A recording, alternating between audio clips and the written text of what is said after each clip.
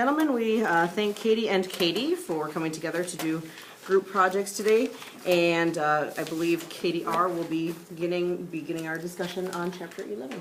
It's okay, no worries. All right, whenever you're ready, dear. All right, we had Chapter 11, which was communication in groups and teams. First part is understanding communications in groups and teams. Communication in social groups tends to be more relaxed and informal and more focused on the interpersonal climate of the task. Personal growth groups enable people to deal with significant issues and problems in a supportive context. In personal growth groups, communication aims to help members clarify and address issues in their lives. Group tasks exist to solve problems, develop policies, and achieve other substantial groups.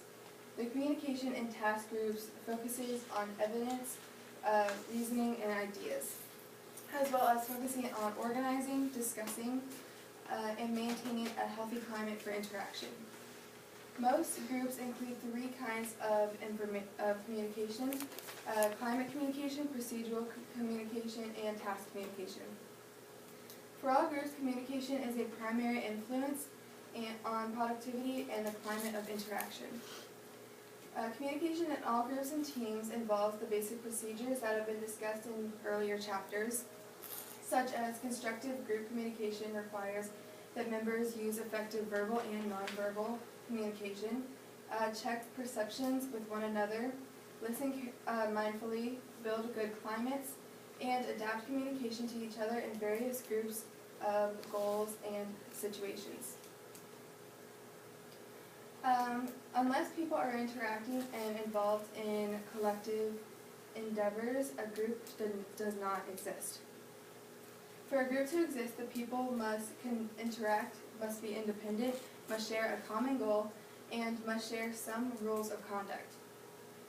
A group is three or more people who interact over a period of time, depend on one another, and follow shared rules of conduct to reach a common goal.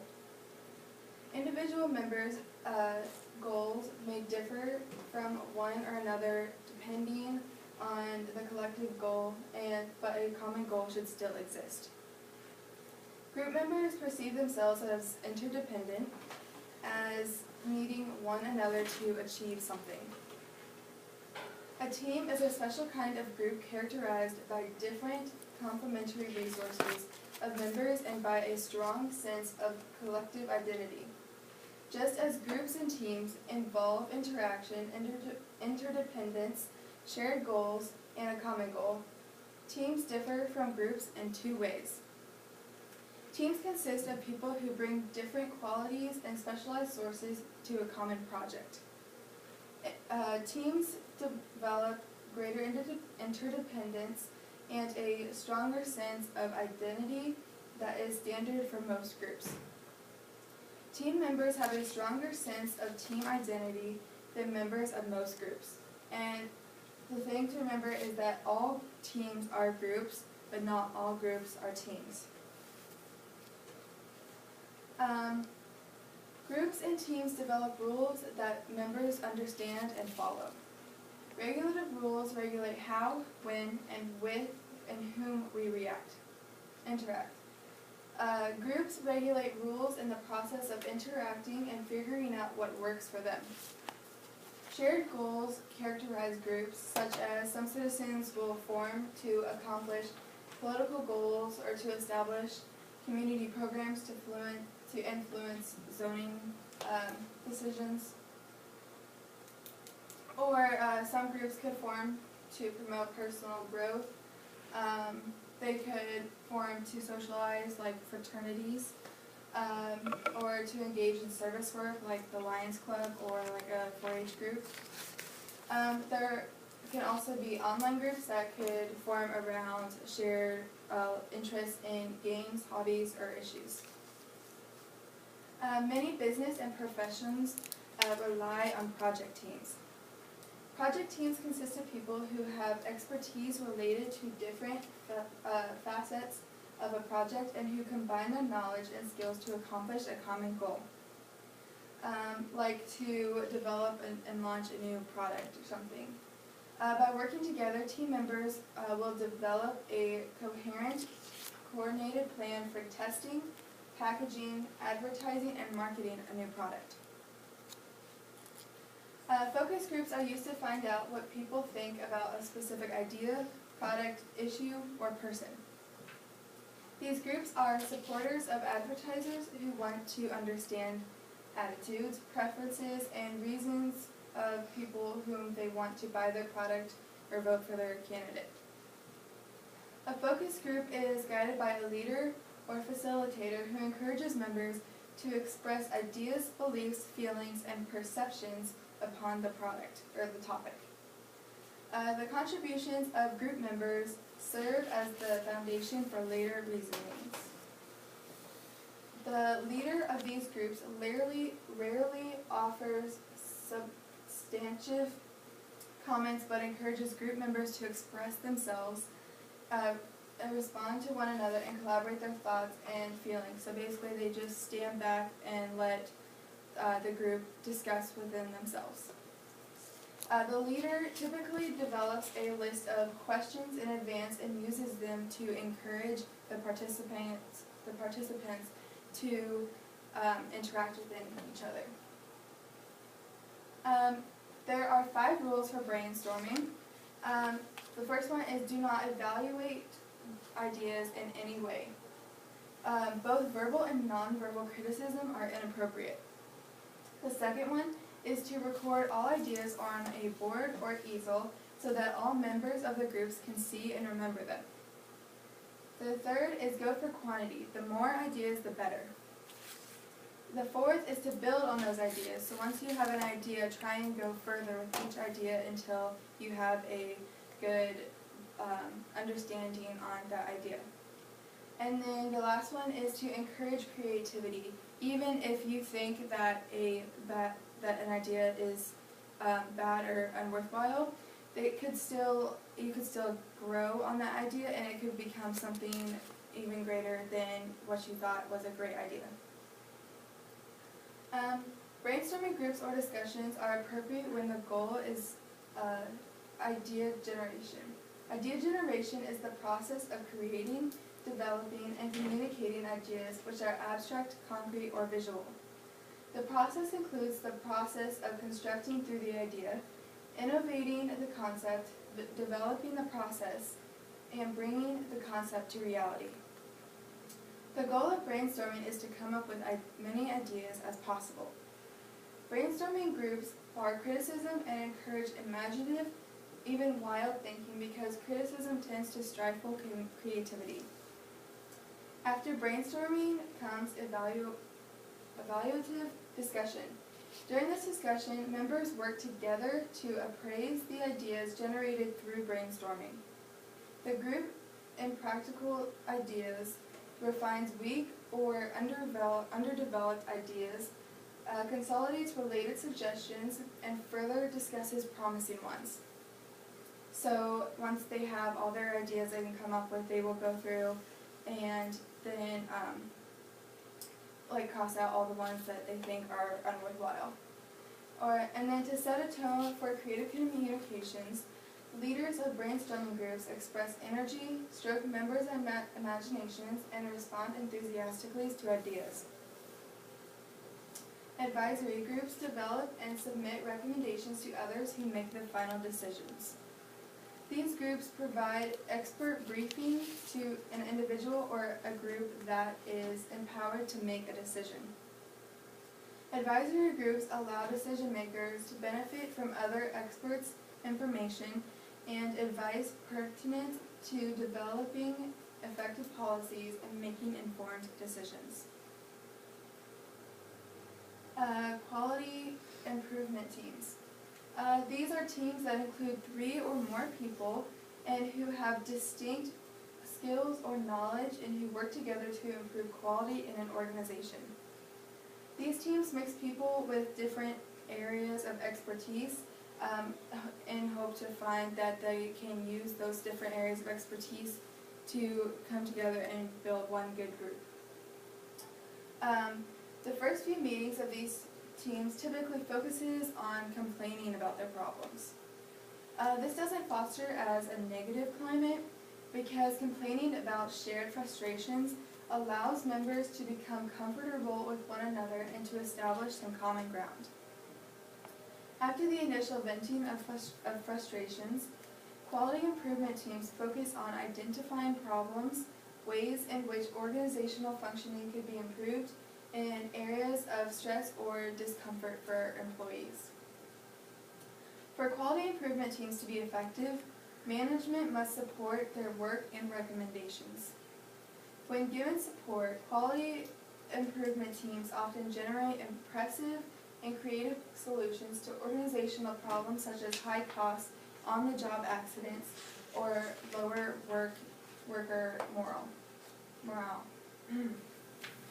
These teams usually make reports on a regular basis to keep management informed of their ideas and suggestions.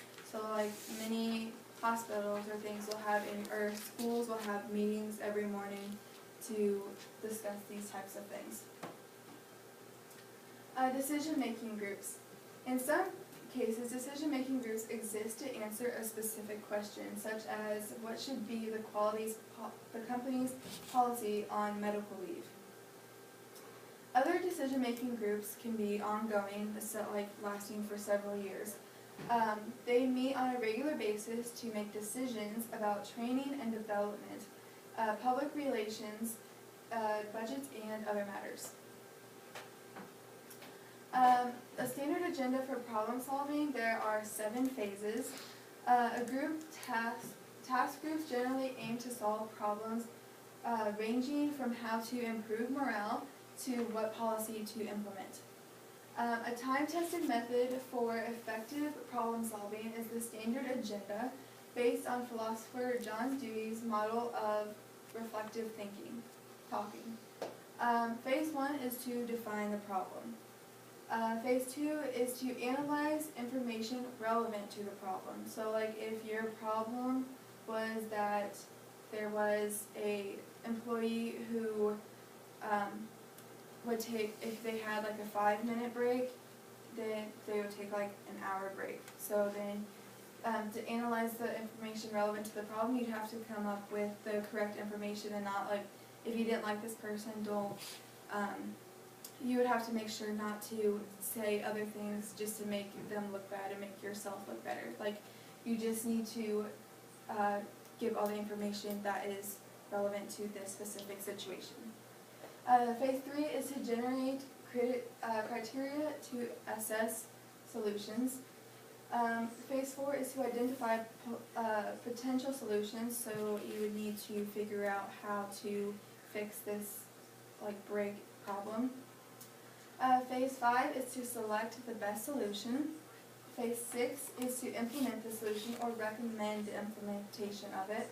And Phase 7 is to develop an action plan to monitor the effectiveness of the solution.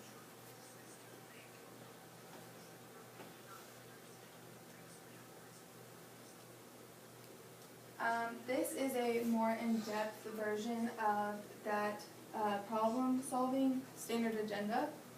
It basically just tells you to define the problem area, to word the problem, and then to define any key or related terms. To analyze the problem, you should have evidence of the problem, not just say it without any, or to say the causes and effects of the problem, to have external constraints of the situation. This just goes into several different recommendations for problem-solving agendas, not just having those 7 phases.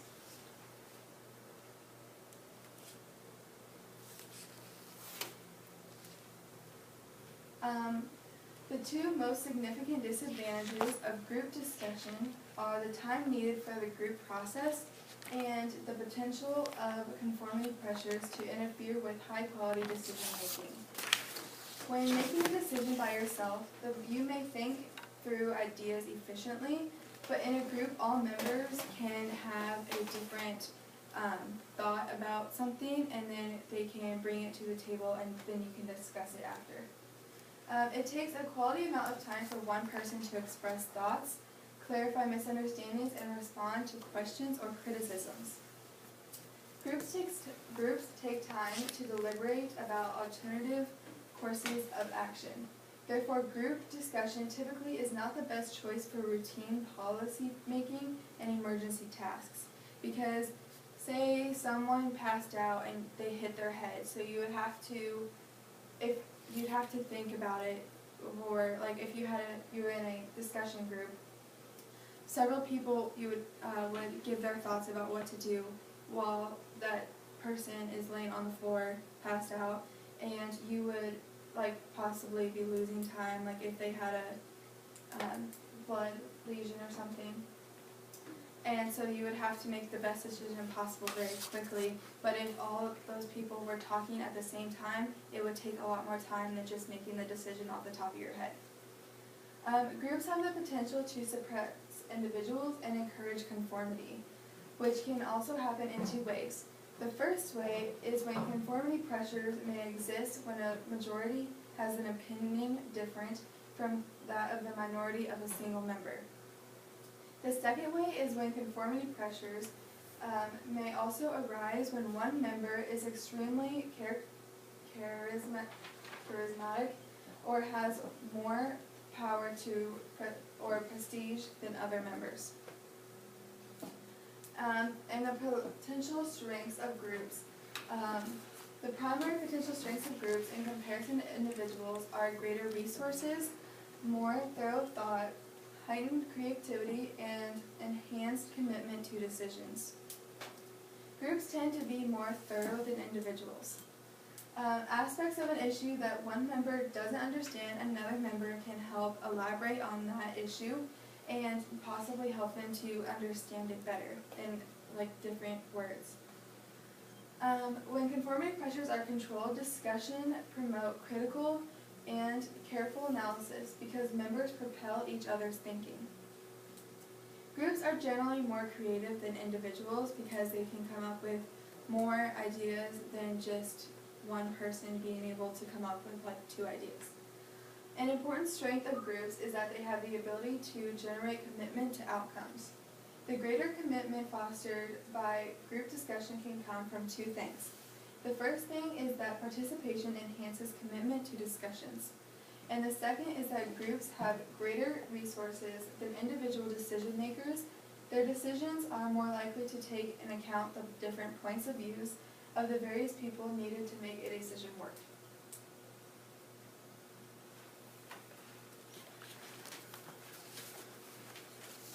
The next part of the chapter was features of small groups. So it starts talking about how you can make your group or team better, and there's different types of conflict talked about.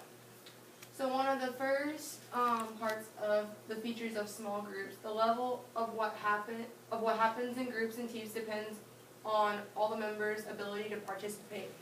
So it has to be more than one person doing all the work or more than two people doing the work if there's maybe 5 to 6 people in the group. There are 5 features that are considered when people are in small groups or teams. One of them is cohesion, the degree of closeness among members and a sense of group spirit. The ideal of cohesion in a group is when the members see themselves as linked together and that they have a common goal. High levels of participation also help with the blending and the building of the group. So when they're talking about cohesion, they're talking about how well they blend. Like in choir, you have the basses, the altos, sopranos, and tenors.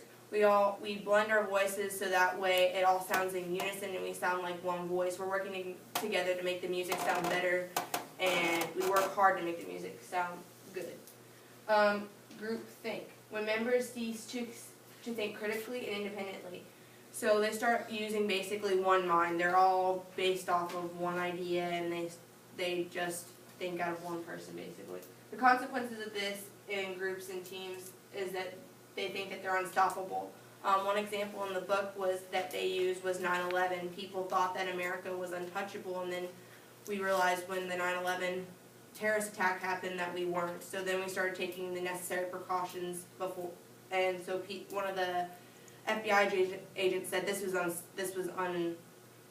not going to be able to be stopped. It was going to happen either way. Group size. How many people in a group affects the communication in a group? Having a small group of people can be just as bad as having too many people in a single group. So if you have a group of like 10 people, not every idea is going to be shared. Someone may have a better idea than someone else, but it's not all going to be heard if you have a limited amount of time. But if you have a small group, everybody has ideas and they all want their idea incorporated, but you can't use all of them either.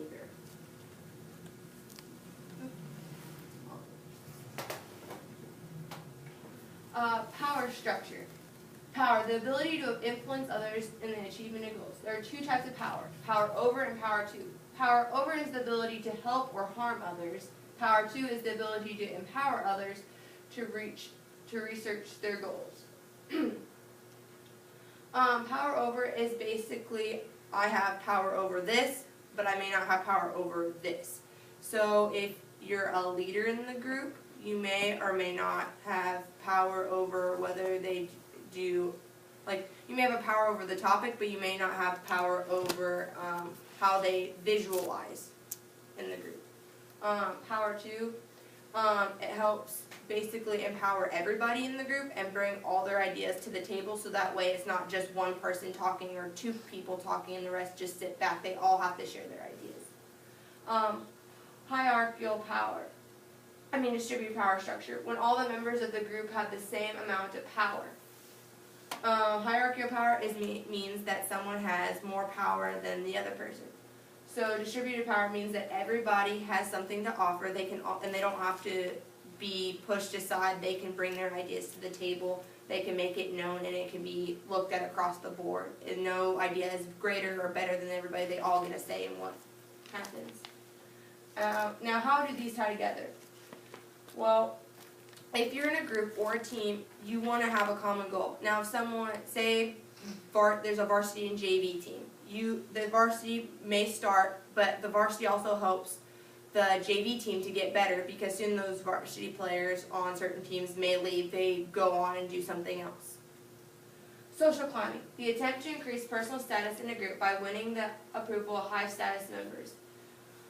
How much power you have is how much people listen to you. So this is one of the things they said, at a presidential elections, most presidential people try to climb the tower a little bit. They try to surpass other people by saying, ooh, I know this person, ooh, I can do this. They may have bigger and better, but that doesn't always mean that they're the right choice. There are 5 bases of power. The first base of power is the reward power, promising or granting rewards. Coercive power, threats or actual punishment. Legitimate power, based on position or formal authority. Expert power, influence based on being perceived as having important knowledge or skill. Referent power, power of one's personality, charisma. Interaction patterns. Centralized versus decentralized. Centralized means that everybody can listen and everybody knows what's going on. Decentralized is when the people just talk over one another and nothing really gets achieved, probably. Group norms. Norms are guidelines on how members act as well as how they interact with each other. These guidelines are built on how well the members interact with each other. So classroom norms would be, you be respectful, you raise your hand, you wait your turn, you don't bring each other down, you try to have an open mind to things. Altogether, cohesion, size, power structure, and interaction in norms affect the productivity and the participation of the group. Guidelines for communicating in groups and teams. Participate constructively. There are 4 types of communication when it comes to working in groups and even teams. Task communication. This provides ideas and information, clarifies members' understanding, and critically evaluates ideas. Procedural communication helps a group stay organized and on track. Climate communication focuses on creating and maintaining constructive climate that encourages members to contribute freely and evaluate their ideas critically. So basically these are all saying, like, in a group, like for like a presentation kind of like this or any other type of presentation, they like want to make a list, they want to get an idea out, and then they want to build off of that idea, so that way they have a great and thorough presentation. Egocentric communication is used to block others or call attention to oneself. It's a selfish way of thinking. When I first saw this term, I was thinking, oh, like they have a big ego and then I ended up being right when I read the text.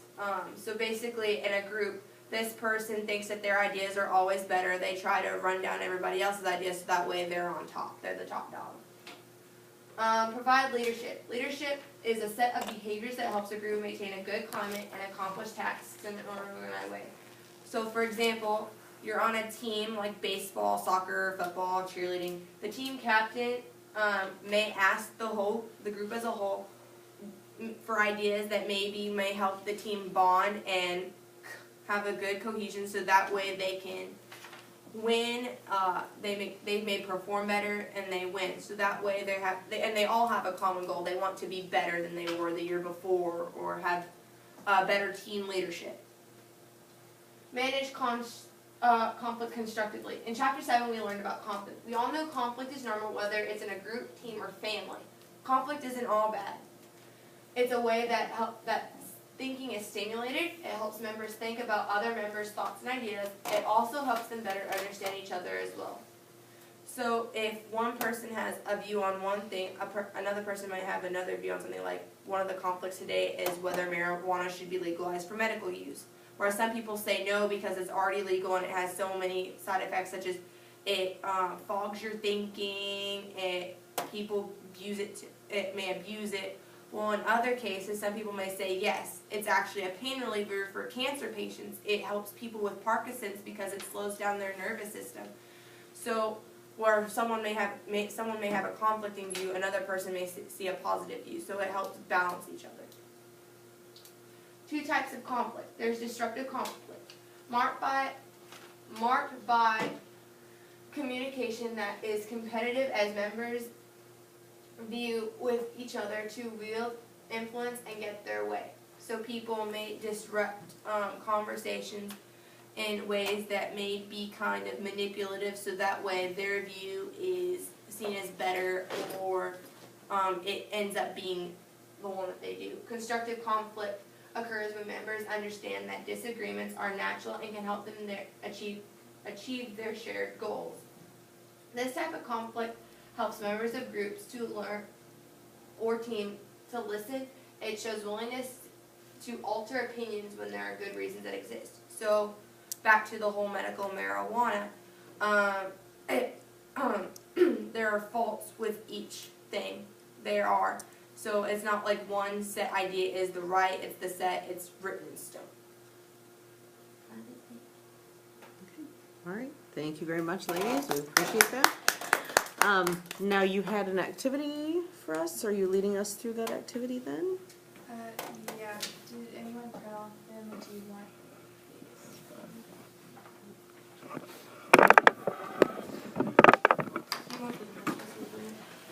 Those are your notes. Are they just your vocabulary, or are they your notes? Oh, I've got the vocabulary. Thank you.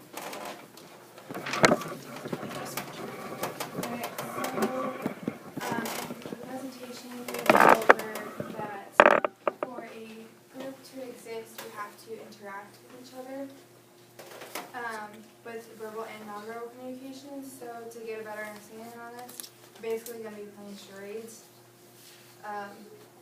We can divide the group in the class into 2 teams, so however you want to divide.